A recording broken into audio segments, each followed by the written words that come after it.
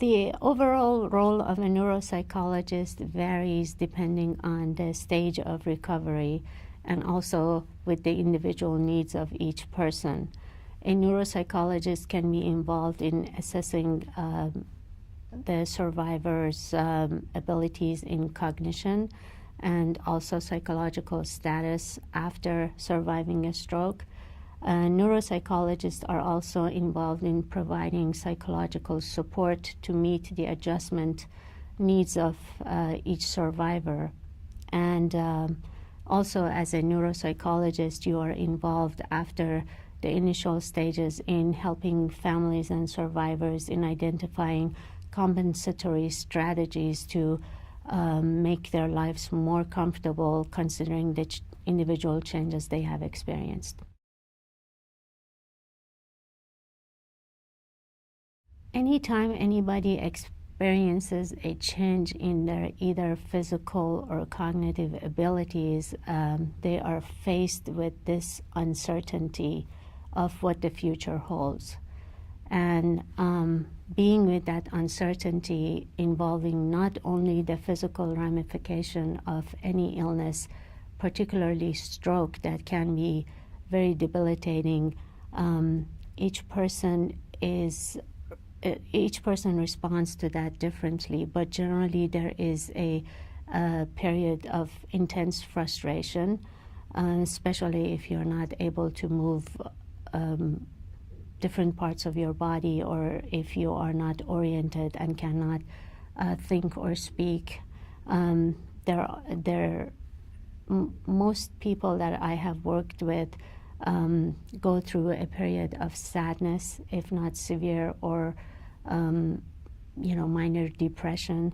There is always generally a level of worry or anxiety relating to how my life was going to be from now on, now that I cannot function the way I used to function before.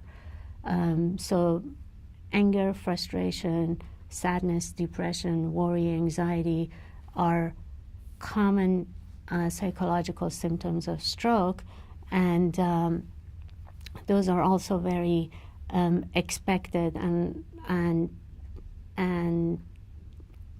common. I don't like to use the word normal because normal is a word that I'm allergic to, but it's expected for someone who has lost some sort of a function in their physical or cognitive abilities to feel sad.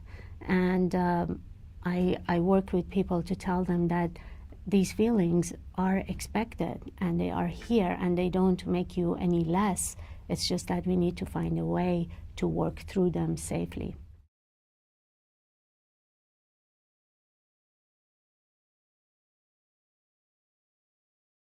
It's different with each individual, and it's not necessarily about overcoming these symptoms. It's more about working through these symptoms and obtaining an optimal level of wellness. A neuropsychologist, again, depending on what the individual needs of a person is, can provide a variety of therapies to generally put the stroke survivor at ease of these feelings are expected and they're not going to last forever, and providing with resources from many aspects involving cognitive, involving family, community support, and involving interventions of what are the elements that are involved in working through these situations. Generally, they involve supportive or cognitive behavioral therapy. I use a lot of creative therapy, a lot of insight-oriented therapy. We do a lot of narrative work about what is my life from now on and what kind of a role I want to take into that life. I use a lot of fun modalities in healing. We use a lot of laughter and play therapy and music therapy and song therapy. I mean, the interventions are endless. I think what is the most important part of any therapeutic process is to get to know the person that I'm working with and specify what their needs and their wants are and work that into the therapeutic process, because everybody is unique, everyone is awesome in their own way, and we gotta find ways that empower and energize them to work through this process.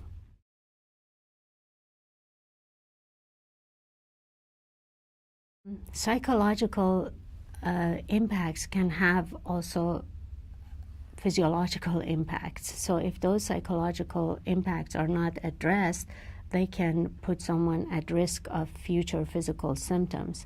One of the hallmarks of surviving a stroke, one of the symptoms that survivors often state in what gets in their way as a barrier is the feeling of fatigue. Feeling of fatigue is also a symptom of depression. So teasing out which part is physical and which part is psychological sometimes takes a little bit of, once again, getting to know that person and see which one is which. But if psychological symptoms are not addressed, they become physical. And it's very, very, very important for all of us who are involved in the stroke recovery and rehabilitation community to address those situations very early on in the process.